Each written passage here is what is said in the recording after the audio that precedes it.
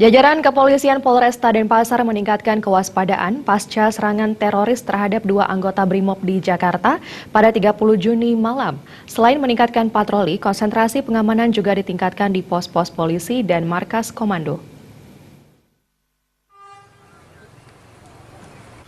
Sejumlah personil Sabara dan Satuan BRIMOB Polresta Denpasar tampak bersiaga di pos pemantauan arus mudik di Terminal Ubung Denpasar. Sejumlah anggota lain juga melakukan patroli keliling di areal terminal dengan persenjataan lengkap.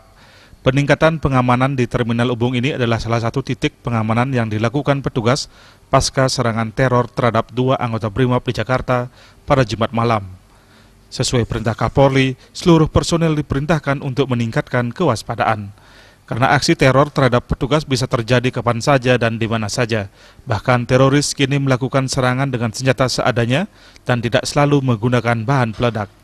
Selain itu sangat sulit mendeteksi teroris karena mereka membaur dengan warga. Untuk itu warga dihimbau untuk segera melapor ke petugas polisi atau TNI jika menemukan hal yang mencurigakan. Semua polisi tetap waspada dan menyiapkan segala perlengkapannya, diantaranya yaitu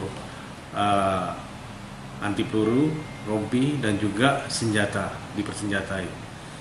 Karena teroris sekarang sudah tidak seperti teroris yang dulu. Jadi mereka menyerang tidak dengan bom, tetapi dengan alat-alat yang ada, seperti pisau dan juga sangkur. Ya, kita juga perlu waspada, kita tidak bisa bedakan mana itu teroris atau mana itu masyarakat. Dan kita tidak takut. Seperti diketahui, aksi teror terhadap anggota polisi kembali terjadi. Kali ini 2 anggota BRIMOB Mabes Polri menjadi korban serangan teroris usai melaksanakan sholat di masjid tidak jauh dari Mabes Polri. Pelaku penyerangan berhasil dilumpuhkan dan tewas di lokasi kejadian. Raiswantaro, Bali TV.